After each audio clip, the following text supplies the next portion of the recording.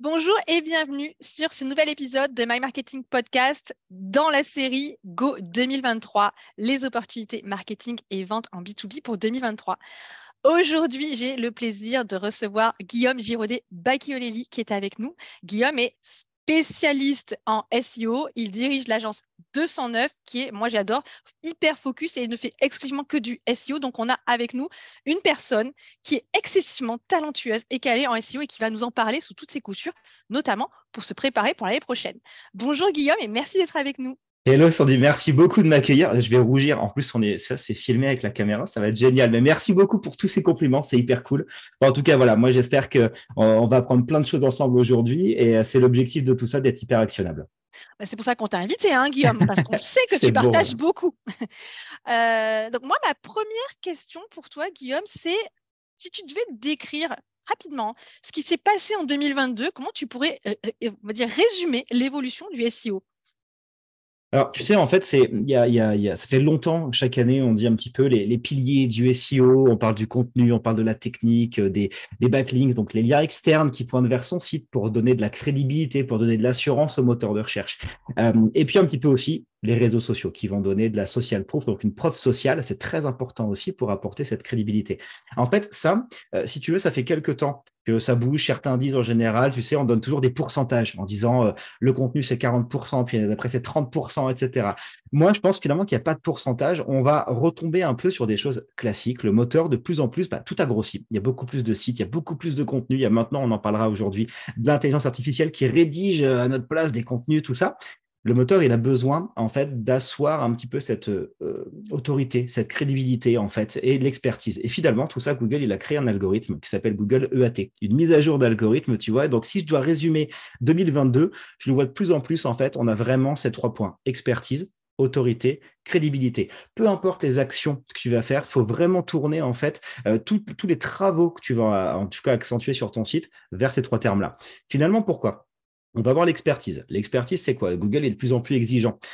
Quand on a l'expertise, il faut des contenus. Il faut bien sûr des pages sur son site qui vont dire voilà ce qu'on fait, voilà pourquoi on le fait, voilà peut-être pourquoi on le fait mieux que la concurrence. On va avoir du blog aussi, des pages de contenu, conseils sur son site pour rassurer aussi l'internaute. On n'est pas qu'une boîte B2B, on est aussi une boîte qui peut donner des conseils justement sur tout ça. Et comment finalement se renforcer dans une expertise. Donc ça, c'est important de varier en fait tous ces contenus-là. Donc là, évidemment, on va parler des temps de chargement des sites. Évidemment, on essaie de parler de qualité du contenu, bien que ça soit un peu objectif, la qualité. Ouais. Mais Oh, au-delà, subjectif, tu veux dire. ouais, complètement subjectif, c'est pas du tout le bon mot. C'est Complètement pas grave. subjective. Et en plus subjectif, parce qu'en plus, c'est un robot quand même de Google qui vient regarder. C'est même pas un humain, tu vois, en fait, qui Ouais. va essayer de se dire, ça, c'est un contenu quali. Et ça, c'est du coup des fois difficile à expliquer à des clients. On leur dit, bah, tu vois, le contenu là, il n'est pas très qualitatif pour le moteur. Alors, c'est dommage parce qu'ils ont mis tout leur cœur, mais en fait, ça répond pas forcément à l'internaute et ça répond pas forcément, lui, à ses attentes au niveau moteur. Donc ça, l'expertise, c'est très important. Et on va avoir, tu vois, je prends l'exemple, il faut publier assez régulièrement. Quand on parle d'expertise, bah, c'est un petit peu comme sur LinkedIn, typiquement, ou n'importe quel réseau social où il va falloir publier un petit peu régulièrement. Sur son site, c'est pareil. Il faut ajouter des contenus de façon régulière, comme un peu la carte d'un restaurant. Si elle n'est pas tenue à jour, bah, ce n'est pas un bon signal. Alors que si Montrer elle qu'il y est a de la vie, régulièrement. quoi. Montrer qu'il y a de la vie. Exactement. Exactement, tu vois, il faut aussi se dire ça. Son site, des fois, on l'oublie, tu sais, on a créé le site, on a créé les pages, tout ça. Le temps passe, et puis finalement, on n'a rien mis à jour. Alors, des fois, on fait un ou deux petits articles, mais les pages évoluent plus. Alors que sa société, ça, finalement, elle a évolué. Tu vois, donc du coup, c'est bien de faire évoluer aussi ces pages. Ta cible, elle a évolué aussi. Donc, c'est bien, en fait, de faire évoluer tes pages pour se dire, ben, voilà ce qu'on propose, voilà pourquoi on le propose, et voilà comment on peut vous aider, finalement, parce qu'on connaît vos problématiques. Et les problématiques des clients, elles évoluent dans le temps. Souvent, ce qu'on oublie, c'est qu'on ne fait pas bouger le site. Donc ça, c'est important, tu vois, de se dire, on fait évoluer les pages et derrière, on ajoute aussi des contenus un peu serviciels dans une partie blog, conseil, appelons-le comme on veut. Mais en tout cas, on va donner ça pour finalement, tu vois, renforcer l'expertise. On a parlé d'expertise, on parle d'autorité. Ça, c'est important. C'est ce que je disais au début du podcast. Il y a de plus en plus de sites qui existent, donc de plus en plus de pages. Et finalement, le moteur, il a besoin de se dire, mais comment je peux décider qu'un contenu a une autorité plus forte qu'une autre? Alors, l'ancienneté, évidemment, du nom de domaine va jouer. Plus le site est ancien, plus le moteur va se dire, OK, on est sur quelque chose de qualitatif. Et après, derrière, ce qui va se passer, c'est aussi les backlinks, souvent décriés, donc les liens qui pointent vers son site. Vers ton site. Exactement. Alors ça, Google a souvent fait de la communication en disant, alors évidemment, c'est contraire à son algorithme, c'est pas les règles, etc. Mais il, Euh, il les valorise quand même bien. Ben, en fait, il est obligé, puisque finalement, son robot, tu sais, depuis la nuit des temps, enfin, nuit des temps, depuis 98, à sa création, en tout cas, ce qui s'est passé, c'est quoi? C'est que le robot vient sur les pages, regarde un peu le contenu et il est obligé de se balader de lien en lien. Donc, de liens internes dans ton site. Et heureusement qu'il y a des liens externes qui pointent vers d'autres sites, parce que sinon, tu vois, ça serait un petit peu le circuit fermé. Et là, c'est dommage. Et puis, on perd un peu la richesse du web, finalement. Donc, du coup, les liens ont vraiment leur importance. Après, ça, c'est important, tu vois, la partie autorité et surtout, également, souvent, on le voit pas beaucoup en B2B et c'est un peu dommage toute la partie preuve sociale. Donc ça, c'est très important d'avoir un Google Business Profile. Anciennement, c'était un Google My Business. Le nom a changé, mais finalement, on est là, on tape le nom de la société, on a les avis, des photos, etc. J'ai même vu qu'il y avait un super épisode sur la Oui, partie Google Business avec Profile. Sachin Siro, exactement. Exactement, et l'épisode est vraiment au top. Et du coup, tu vois, cette partie-là est très importante. Donc, on a, la partie business profile, mais on a également la partie réseaux sociaux. Donc, de travailler soit sur la page LinkedIn, soit de travailler sur une page Facebook, etc., soit de travailler sur Instagram, peu importe, il faut de la preuve sociale. Donc là, et surtout de l'afficher sur son site. De plus en plus de petits services existent maintenant pour afficher ces avis-là sur le site. C'est très important. Le moteur, il a besoin de se dire, j'ai un contenu, oui, d'accord, très bien sur les pages, mais j'ai en plus cette preuve sociale qui est externe au site, et là, ça va renforcer vraiment tout ce que Google estime être de l'autorité. Et donc là, il va se dire, OK, ce site a de l'expertise, j'ai des bons contenus, j'ai des bonnes pages qui répondent à des besoins, j'ai des pages également qui répondent un peu servicielles sur la partie conseil blog, et là, derrière, j'ai un site d'autorité. Pour arriver à la troisième point, la partie crédibilité. Évidemment, souvent sur de la partie B2B, on a des mentions légales, etc. Alors pensez bien quand même, parce que Google se sert de ça aussi pour la partie crédibilité, les mentions légales, qu'elles soient bien à jour, bien remplies, que l'adresse soit la bonne, etc. Il ne faut pas qu'il y ait trop, parce qu'imaginez votre mention légale n'a pas été mise à jour, parce qu'on peut oublier cette page, Et ça mais que arrive, votre... hein. Eh bien oui, et l'adresse physique, elle a changé, on a déménagé, le business profile est à jour, ça ne matche pas. Attention, Google est assez vigilant en fait sur ça. Il a besoin de se dire, ce site, on est sur un vrai site. Il y a de plus en plus de sites, un petit peu des fakes quoi, qui sont créés sur du contenu, sur tout ça. Et Google a besoin de se dire, ce site-là, c'est un vrai. Et vous êtes une vraie entreprise. Donc, il faut absolument qu'on ait en fait des mentions légales qui soient clean. Également, la partie crédibilité, Google est assez en tout cas attentif à toute la partie sécurisation, un petit peu de tout ce qui est données, etc. Donc la partie HTTPS maintenant, qui est assez commune sur l'ensemble des sites, mais il faut vérifier également que toutes vos images, en fait, aient bien aussi ce HTTPS. Vous savez, dans les pages au début, en fait, les images, elles ont aussi ce petit protocole. Et donc, c'est important qu'on n'ait pas, ça souvent, je l'ai vu sur des sites, on a des sites qui ont un certificat, d'accord, Oui. avec du coup de l'HTTPS, le protocole. Par contre, derrière, ce qui se passe, c'est que les images, en fait, ne sont pas sécurisées. Et là, pour le moteur, en fait, c'est ce qu'on appelle un contenu mixte. On a et d'un côté de l'HTTPS, donc sécurisé, et de l'autre des données qui ne le sont pas. Et ça, Donc, le c'est un peu moteur est très mitigé. vigilant. Ouais, Donc, clairement. donc si je résume ce que tu dis, sur 2022, on est sur des pratiques qui sont quand même déjà bien clarifiées. On ne peut plus faire ça à la vas-y que je te pousse, excuse-moi l'expression. Le SEO, aujourd'hui, il y a des codes et il n'y a pas que rédiger du contenu, cracher, excuse-moi, hein, cracher du contenu. Il y a aussi beaucoup d'autres choses qui entrent en compte et dont on est obligé, qu'on est obligé d'intégrer dans sa stratégie. Donc, tu l'as dit, tu as parlé de preuve sociale, tu as parlé de sécurité, tu as parlé de crédibilité, tu as parlé également de l'impact des réseaux sociaux, donc en tant que preuve sociale. Donc, on ne peut pas juste s'en tenir à du contenu. Aujourd'hui, c'est professionnalisé au maximum. Exactement. Vraiment, je dirais le SEO, mais le marketing du search au sens large, vraiment, a complètement changé en une dizaine d'années. Enfin, c'est quand même très peu. Et là, tout le On est arrivé monde. à un niveau de maturité quand même là. Quand même. Exactement. Et le moteur aussi, hein. Maintenant, tu vois, le moteur lance des mises à jour, notamment une qui s'appelle BERT, par exemple, ou Moom. Berthe. Ouais, BERT, B-E-R-T ou Moom, M-U-M. C'est ce qu'on appelle du machine learning, c'est-à-dire qu'il y a quasiment 25% des recherches quotidiennes dans le monde qui n'ont jamais été recherchées. Donc, c'est-à-dire qu'il y a 25% des requêtes qui sont tapées tous les jours où le moteur se dit, tiens, je ne suis pas au courant de celle-ci, qu'est-ce que c'est? Et en fait, il va apprendre un petit peu, voilà, comme un enfant qui va grandir. Bah, lui, en fait, c'est du machine learning, donc il va apprendre avec ses requêtes et donc il va construire sa base de données, etc. Et tu vois, vraiment, on est sur quelque chose où le moteur, lui aussi, s'est professionnalisé et donc il va attendre certains éléments maintenant où avant, ça pouvait passer à l'as, maintenant, on est obligé d'y être. Bon, pas de pression, parce que tu es là pour nous aider, justement, pour nous guider. C'est magnifique. Moi, là, tu vois, en même temps que je te parle, je suis en train de réfléchir à plein de choses que j'ai pas faites, mal faites. Tu vois, je suis en train de me dire mes conditions générales de vente, mes mentions légales. Oui, elles sont à jour, mes mentions légales. Mais tu vois, j'ai pas encore mis les avis Google sur notre site, alors qu'on en a plein et qui sont super. Tu vois, donc merci déjà pour l'idée. Alors bon, on a bien compris qu'il y a du taf, hein, il y a des choses à faire. Aujourd'hui, on va dire, allez, on est fin 2022. Est-ce que tu es capable de nous dire parmi tout ce que tu nous as dit, ce qui a le mieux ou ce qui fonctionne le mieux pour toi et pour tes clients? Alors, on a bien vu ces bonnes pratiques, mais qu'est-ce qui, cette année, peut-être, a été le plus pertinent dans les stratégies SEO de tes clients?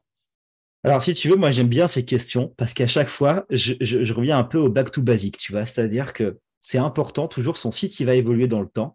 Et bah, comme tout site, on a des erreurs en fait sur les pages. On a des images qui n'existent plus, on a des pages qui n'existent plus, on a des petits problèmes. Et en fait, moi, j'aime bien faire des nettoyages tout le temps. Ça fonctionne toujours très bien. Pourquoi? Parce que le moteur, si tu veux, c'est, imagine-toi, tu vas au restaurant. Et finalement, dans ce restaurant, bah, je sais pas, les couverts sont sales. Ou alors, finalement, tu vois le cuisinier qui laisse tomber, bah, je sais pas, il a les cheveux longs et ses cheveux, ça tombe dans la soupe, etc. Donc, tu vois, tout ça, tu vas te dire, OK. Mais si à chaque fois que tu y retournes, bah, tu vois ces couverts qui sont sales, tu vois un rat qui passe, tu vois tout ça tout le temps, bah, forcément, tu vas te dire, oh, bah, ce resto, j'y vais plus. Bah, le J'y vais moteur, plus. c'est pareil. Exactement. Le moteur, ça fonctionne de la même façon. Bien que ça soit un robot, il arrive, il voit sur tes pages, en fait, des erreurs, il va se dire, bon, ça peut arriver, c'est pas grave. Par contre, si à chaque fois, il vient et qu'il voit ses erreurs, c'est là où tu prends des points en moins en fait sur chacune de tes pages. Donc tu vois, c'est là où moi ce que j'aime bien. Et en fait, en plus, il y a des outils qui sont gratuits et donc disponibles. Et d'ailleurs, l'outil de Google qui s'appelle la Google Search Console, ça, il faut absolument l'installer parce que c'est une mine d'or. Il va donner quelques indications. Déjà, il va dire, mettons un site de 200 pages, il va dire quelles sont les pages qui sont indexées, donc présentes dans ses résultats, et celles qui ne le sont pas. Donc déjà, on a une mine d'or parce qu'on peut se dire, tiens, pourquoi elle n'est pas indexée? Et il donne des raisons derrière de pourquoi, est-ce qu'il y a des erreurs, est-ce que et là, on a quelque chose, tu vois, à travailler parce que finalement, on a fait un super contenu, on a essayé de faire de la preuve sociale, mais la page, elle n'est pas indexée. Donc, du coup, en fait, ça ne sert absolument à rien. Absolument rien. Ouais. Tout ce Exactement. travail pour rien quand même. Exactement. Et là, on pourrait se dire, bah ouais, mais comment je peux savoir? Eh ben, la Google Search Console nous donne l'information assez vite. Donc, si tu veux, le nettoyage des erreurs, ça, c'est bien. Donc, on a les pages indexées, non indexées. On va essayer de creuser. S'il y a des 404, la fameuse erreur 404, donc la page introuvable, il les donne également. On va essayer de chercher. Et donc, ça, après, par d'autres outils, on peut également voir quelles sont les images qui sont cassées. Ça peut arriver aussi une image qui a été supprimée ou autre. Et ben, en Le fait, on lien trouve ces aussi, erreurs. des liens, je pense, Exactement. des Des liens liens cassés. internes, c'est ça. Moi, cette année, j'ai utilisé l'extension Chrome de SEO Quake, je crois qu'elle s'appelait, quelque chose Ouais. comme ça. Et c'est vrai que ça permet d'avoir rapidement, alors tu as la Search Console bien sûr, mais ça te permet de voir rapidement les erreurs sur certaines pages, de corriger rapidement et c'est de vrais quick wins parce que vraiment, moi je le dis, je peux témoigner et pourtant je ne suis pas la plus experte SEO parce que pour le coup c'est quelque chose que j'ai fait seule, j'avais pas fait appel à quelqu'un et ça permet d'avoir de vrais quick wins parce qu'on voit l'impact, alors pas le lendemain, je précise, hein, on doit attendre Il encore faut le quand dire. même, Ouais, ouais. voilà, c'est pas le lendemain, il faut attendre plusieurs semaines, mais l'impact est réel. Donc, commencer par corriger des erreurs. C'est vrai que c'est, comme tu disais, back to basics, mais plutôt que d'aller chercher le petit hack de plus introuvable, super difficile à mettre en place, commençons par la base, corriger ces erreurs. Je suis tout à fait d'accord avec toi, Guillaume, parce que j'ai expérimenté, tout simplement. C'est quelque chose qui fonctionne en 2022 et qui fonctionnera aussi en 2023, on est d'accord? Exactement, ça fonctionnera toujours. Tu vois, je prends un peu cette métaphore de dire, OK, il fait de plus en plus chaud, donc tu te dis, OK, ben, je vais installer une clim. Mais avant d'aller chercher à optimiser, en fait, essaye de voir si chez toi, la fenêtre n'est pas ouverte. Tu vois, si elle est constamment ouverte, du coup, et que tu fais rentrer l'air chaud, forcément, il fait chaud. Tu vois, cette Carrément. partie-là, en fait, on va toujours aller chercher, et je pense que ça, c'est une problématique, c'est qu'on veut toujours chercher à faire de nouvelles actions tout le temps. Alors que si on regardait un peu plus, on prenait une empreinte de son site à T0, bah, on verrait déjà des problèmes. Et bah, rien que si tu fais ça, tu vois que le moteur, après, il passe beaucoup plus sur tes pages. Tu vas voir que tes positions vont commencer à augmenter parce que lui se dit, ah bah, ce fameux restaurant, il y avait des rats qui traînaient, les couverts étaient sales. Bah là, il n'y a plus de rats, les couverts sont propres, ça a évolué. C'est Et donc, nickel. forcément, tu vois, voilà, c'est nickel dans ce sens-là. Donc, ce qui a marché le mieux, c'est déjà corriger, commencer par les trucs basiques, corriger votre site, surtout s'il commence déjà à être ancien, enfin, d'avoir quelques années. Qu'est-ce qui a également le mieux fonctionné, tu dirais? Ouais, j'aime bien moi le maillage interne. En fait, le maillage interne, c'est quoi? C'est les liens, donc du coup, entre les pages de votre site. D'accord? Donc là, en plus, ce qui est top, c'est que c'est vous qui le maîtrisez.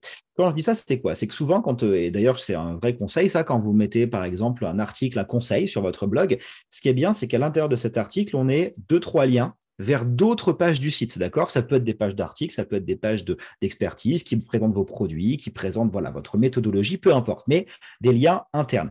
Et là où c'est intéressant, ça, c'est ce qu'on appelle des liens contextuels. Pourquoi? Parce qu'ils sont à l'intérieur du contenu de votre page. À l'opposé des liens structurels, vous savez, les liens structurels sont les liens du menu ou les liens du D'accord. footer, donc tout en bas. Des liens qu'on retrouve sur toutes les pages. Et comme on les retrouve sur toutes les pages, ils ont beaucoup moins de poids.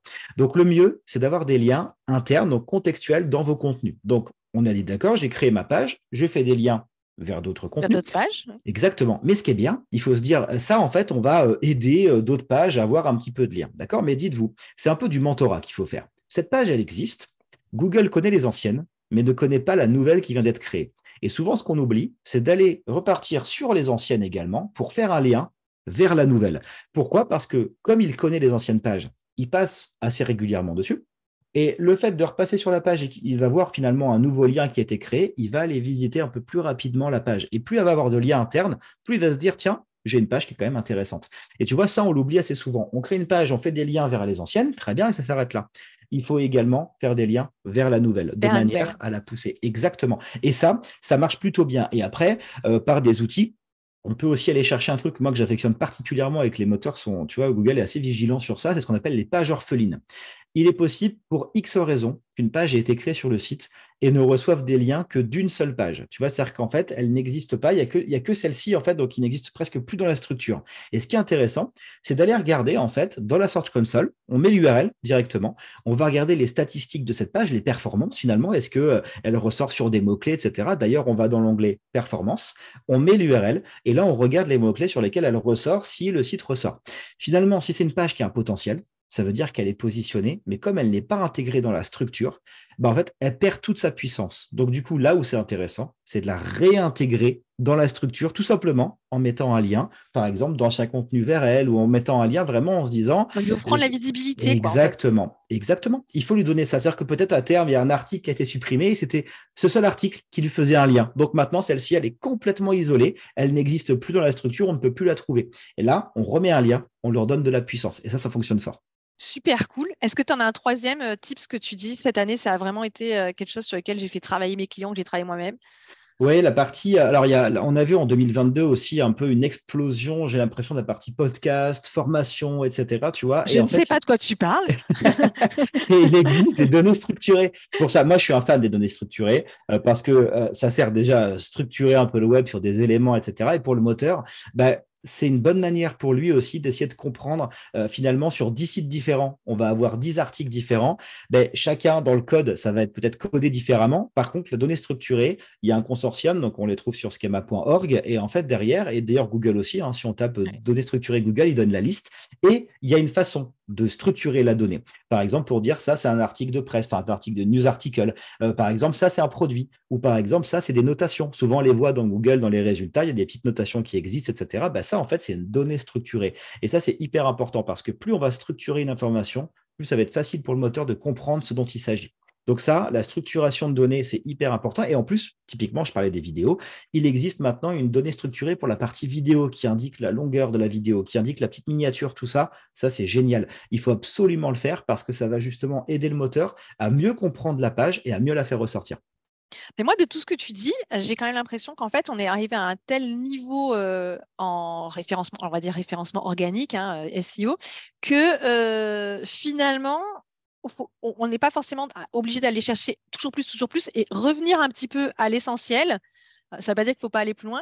Et ben, aujourd'hui, c'est peut-être ça ce qui permet d'obtenir les meilleurs résultats, plutôt si on n'a pas fait cette étape. Hein, je veux dire, bien sûr, si elle a été faite et si on est nickel, il faut aller plus loin. Mais ne pas forcément à toujours essayer d'aller directement au truc le plus haut, à l'étape la plus haute, mais en passer par là. C'est vraiment le passage obligatoire. Donc faites le Exactement. ménage, Ben rangez oui, votre site, faites le ménage. exactement. Tu vois, et d'ailleurs, c'est très important ce que tu dis en disant faites le ménage. Moi, je suis partisan et je parle pas fort parce que ma femme est pas très loin, mais du coup, sur le déménagement, tu vois, c'est très important de faire du tri dans ses affaires. Il y a deux écoles là-dessus. Soit on fait un tri dans ses affaires, soit on emmène tout. Et ben c'est pareil, sur son site, des fois, moi, ce que j'aime bien faire, et ça marche très fort, vous regardez les pages qui ne fonctionnent pas du tout, qui n'ont pas de position, qui n'ont pas d'audience, mais elles sont là. Ça veut dire qu'elles vous prennent de la place. Et là, ce qu'il faut faire, c'est qu'on les met dans un carton et on les met ailleurs. En fait, il faut les enlever du site. Deux choix. Soit vous les enlevez parce qu'elles n'ont plus de pertinence, soit vous vous dites, c'est dommage parce que cette page veut vraiment ressortir, il faut la retravailler. Et c'est ce que tu disais en fait tout à l'heure. Là, il faut recycler. Il faut reprendre ce contenu, il faut le retravailler, il faut le réadapter, il faut se dire comment je peux répondre à l'intention de recherche de l'internaute. Il faut le retravailler pour la faire ressortir. Tu vois, cette partie-là, des fois, on se concentre trop, je suis d'accord avec toi, sur il faut aller chercher ça, ça, ça. Mais en fait, on a des mines d'or des fois sur son site et Exactement. par le temps, on les oublie. Exactement. Et honnêtement, c'est pareil. Moi, si je fais un parallèle avec mon expertise, qui est plus le marketing, on va dire tout ce qui est marketing stratégique en B2B, souvent on essaie d'aller chercher le prochain hack.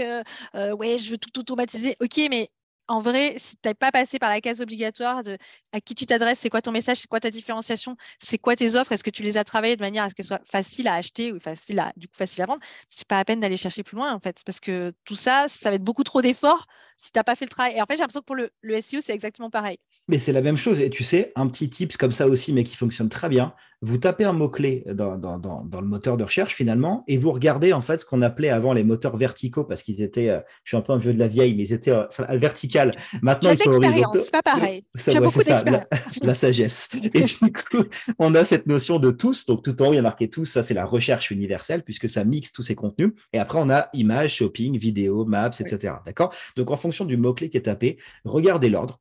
L'ordre, ça signifie la pertinence de ce qu'attend le moteur. C'est-à-dire que si tout de suite après ce qui sort, c'est image, là, ça veut dire qu'il attend des contenus images. Donc, qu'est-ce que vous allez faire? Vous allez faire un diaporama. Il faut des photos, en fait, dans cette page-là. Si par contre, c'est vidéo, ça veut dire qu'il va falloir soit un tuto vidéo, soit il va falloir une vidéo explicative. Mais en fait, il faudrait une vidéo. Ça, c'est des indications claires en vous disant, OK, je fais un contenu, mais je mets quoi dans ma page? Eh bien, regardez, ça, c'est ce qu'attend Google. Et s'il l'attend, c'est parce que son internaute l'attend derrière, parce que les recherches qui tournent autour d'un mot-clé où le deuxième moteur, c'est vidéo, ça signifie qu'il faut une vidéo derrière.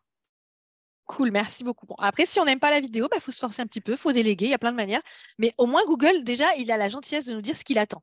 Donc, c'est pas Oui, et mal. tu sais que tu peux aussi reprendre finalement, si sur un site, c'est pas gênant, certains sites reprennent des vidéos YouTube de professionnels, peu importe, hein, et les mettent sur leur page. Finalement, c'est-à-dire que tu vois, ça dépend comment tu amènes le discours, mais soit si vraiment la boîte est fermée, c'est un peu compliqué, mais si on se dit, OK, moi, je veux une vidéo, c'est pas forcément un concurrent, mais c'est un professionnel assez reconnu du secteur qui, eh ben, en fait, on met cette vidéo-là, d'accord? Vu qu'elle est disponible sur YouTube, on peut la mettre là-dessus. Et derrière, ce qui se passe, c'est quoi? C'est qu'on va répondre à l'intention qui est de se dire, moi, je suis Google, j'attends une partie vidéo, en fait, là-dessus, tu vois. Et donc, ça, c'est important de manière à se dire, on répond à l'intention de recherche et de l'internaute, bien sûr, évidemment, mais également de Google. Et donc, du coup, c'est comme ça qu'on peut mieux se positionner parce que on va répondre comme si tu tapes, par exemple, calculer, je sais pas, aide au logement. OK. Ce qui va se passer, c'est quoi? C'est que là, tout de suite, en résultat, bien sûr, la page peut avoir du contenu, mais tout de suite, dans le résultat, il me faut un calculateur. Tu vois, il me faut tout ça. Si je l'ai pas, Absolument. et tu regardes les mieux classés, j'ai fait le test avant parce que sinon, ça, tu vois, c'est un peu l'effet Bonaldi où le test ne marche pas du tout. Et en fait, tu regardes les premiers, alors ils sont assez connus, hein, bien sûr, mais par contre, ils ont le formulaire, en tout cas de test, de calculateur, et après un peu de texte. Par contre, les derniers, c'est inversé. Et tu vois, cette notion-là, elle est importante. Il faut répondre à l'intention de recherche. Merci beaucoup pour ce rappel. En tout cas, j'adore l'exemple. Et n'hésitez pas à consulter Google si vous ne savez pas comment faire, mais en fait, c'est lui qui va vous dire ce qu'il faut faire. Guillaume, est-ce que là, on va se pencher un petit peu plus dans quelques mois, dans le mois qui arrive. Est-ce que tu pourrais nous partager ce qui, selon toi, va en être les prochains grands changements, ce qui va vraiment venir faire bouger la planète SEO et le référencement et dans nos pratiques? Et toi, personnellement, ce que tu comptes peut-être accentuer ou diminuer ou Hmm. adapter l'année prochaine dans ta pratique? Bah, ce qui est sûr, c'est qu'il y a un truc qui vraiment qui émerge là, tu vois. Enfin, toute la partie intelligence artificielle, on en parlait en début de podcast, je le vois de plus en plus. C'est-à-dire que maintenant, il y a des outils pour rédiger automatiquement des textes.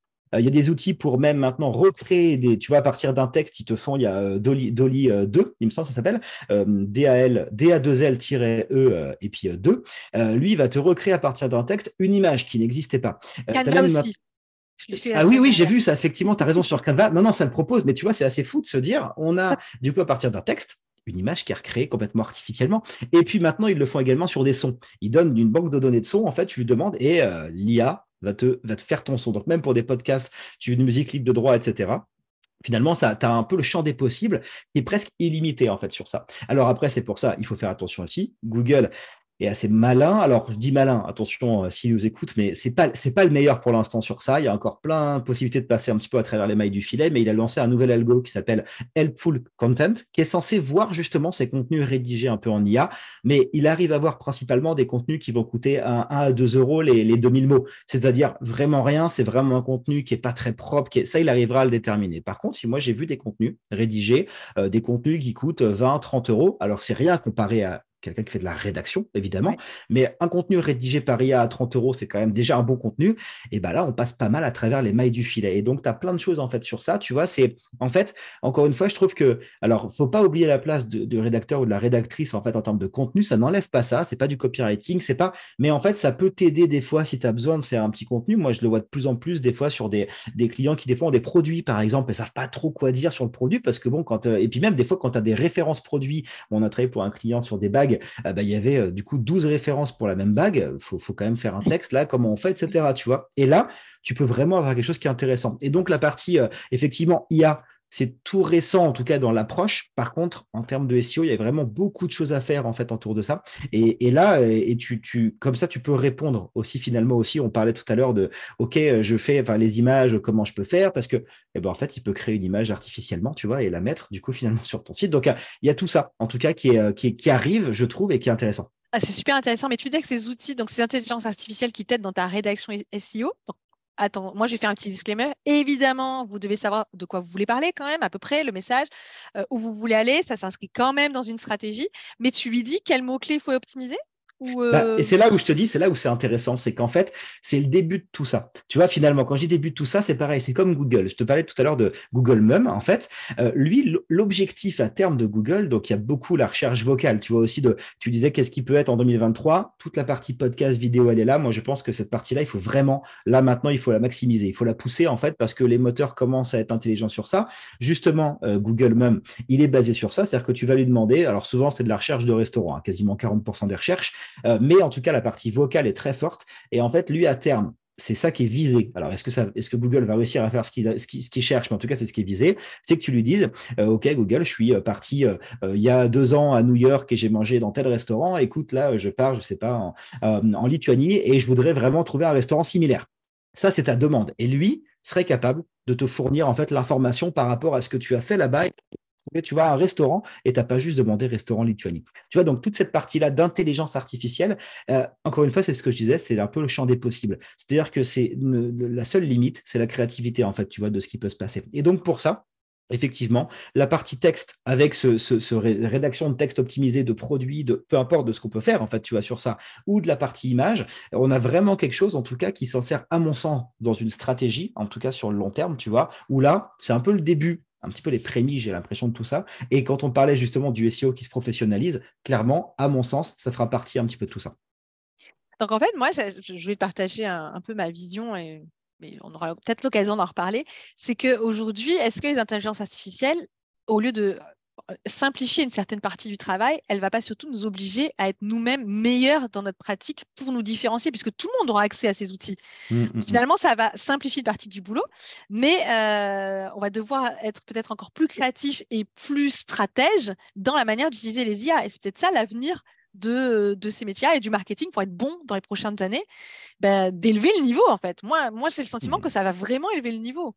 Mais je suis d'accord avec toi, et c'est là où c'est cool, tu vois, je prends un peu la métaphore des nageurs, tu sais, ils avaient tous à un moment donné une combinaison.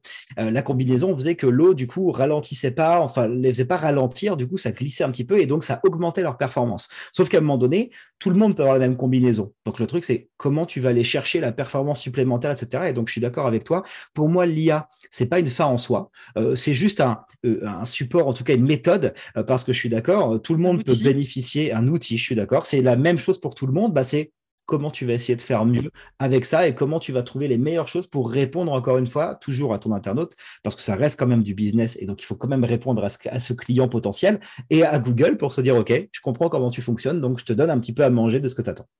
Donc pour 2023, vraiment, toi, ce que tu sens, c'est l'émergence, alors on est vraiment au tout début, l'émergence des IA et l'intégration de ce nouvel outil dans, on va dire, dans l'utilisation du SEO chez les agences et même chez les clients, j'ai envie de te dire. Ouais, complètement. Mais tu sais que c'est finalement l'IA, ça reste assez. Là, quand je veux dire, c'est que là, il part de rien. En fait, tu vois, moi, j'ai connu ça il y a quelques années. Il y avait déjà de la rédaction. J'ai travaillé dans la presse. Il y avait déjà de la rédaction, alors pas sur les articles, mais quand on devait faire un petit peu des contenus froids, typiquement quand il y avait les Jeux Olympiques. Et donc, on se disait, il nous faut un petit texte qui présente le stade, etc., tu vois, qui présente le lieu où il va y avoir une compétition, en fait, souvent, c'était du texte qui était rédigé automatiquement, mais parce qu'on donnait des variables. Tu sais, on donnait une date de création, on donnait tout ça. Donc, on lui donnait de l'info.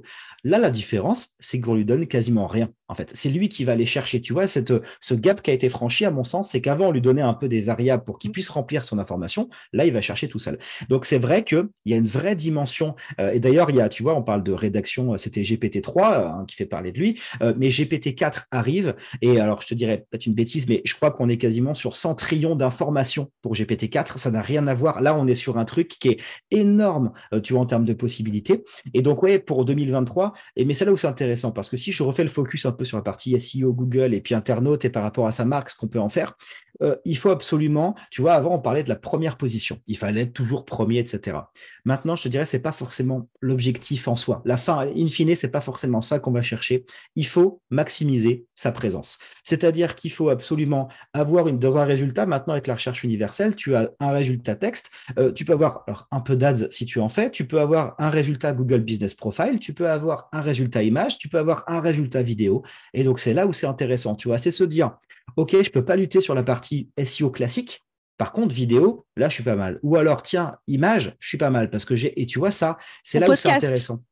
Mais exactement, en podcast également, tu vois, Il y a des vraiment, résultats c'est. podcast? Moi, j'ai pas encore vu les résultats podcast sur Google. Alors, il y a Google Podcast qui ressort, en fait, pas mal, si tu veux, mais forcément, ils Ouais, font bon. ressortir leur algorithme, tu as compris. Mais c'est pareil en vidéo, il y a TikTok maintenant qui, de plus en plus, tu vois, sur des hashtags, commence à faire un petit peu son. Google teste, en fait, un petit peu tout ça, tu vois. On a déjà vu des tests d'intégration TikTok, au même titre qu'il y a quelques années, ils ont fait des tests d'intégration Twitter. Tu vois, cette partie-là, en fait, ils sont vraiment en train de maximiser. Donc, c'est pour ça que je disais, des fois, on peut se dire, ben, moi, je suis nul en rédaction de contenu. L'IA peut peut-être aider un petit peu, mais surtout derrière, ce qui va se passer, c'est qu'on peut se dire, tiens, je pars sur la vidéo ou je pars sur l'image. Ok. Alors, bon, moi, je vais résumer quand même. On va résumer un petit peu ce qu'on s'est dit. Moi, je trouve ça hyper excitant, l'IA.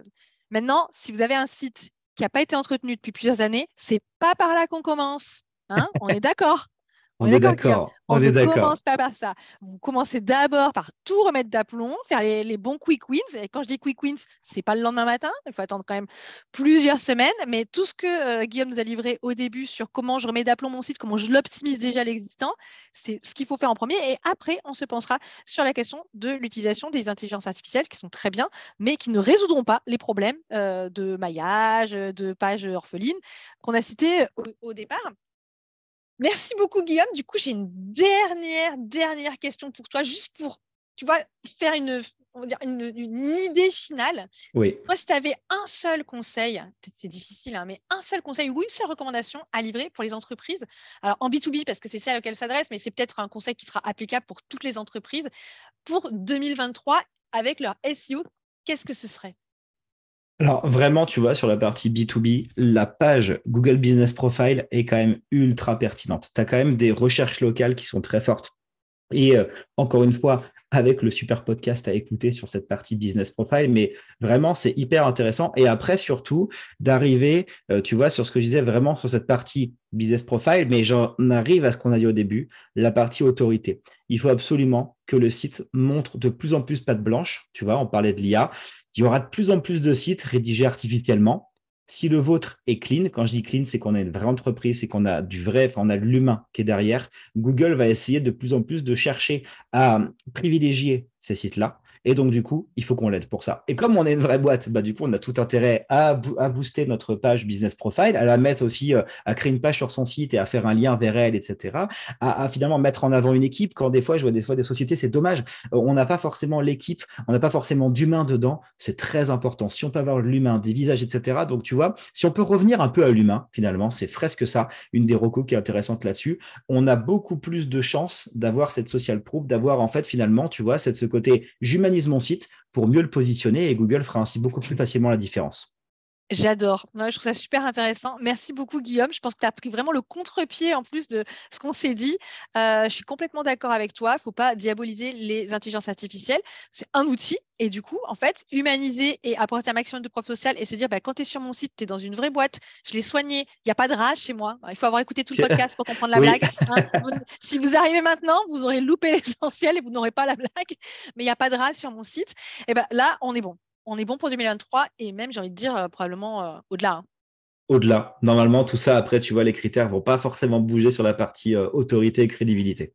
Ok. Eh ben, un grand, grand merci, Guillaume, d'avoir été avec nous. Moi, j'ai appris pas mal de choses. Enfin, du moins, ça m'a donné beaucoup, beaucoup, beaucoup d'idées et très envie de m'y mettre, peut-être pas dès ce soir, mais de m'y mettre en tout cas. Euh, où est-ce qu'on peut en savoir plus sur toi? Le plus simple, c'est de me suivre sur LinkedIn. C'est là où je donne un maximum d'astuces SEO. Et pour me contacter, ça sera le plus facile. Mais en tout cas, Voilà, voilà, l'objectif, c'est de donner un max d'astuces ça actionnables. marche. Ça marche. Oh, qui ne connaît pas tes carousels? Enfin. Merci, Guillaume. Ben, je te souhaite une excellente fin d'année et je te dis à très bientôt. Merci, Sandy. À bientôt. Et pour tout le monde, ben, on se retrouve demain pour un nouvel épisode de My Marketing Podcast et de la série Go 2023.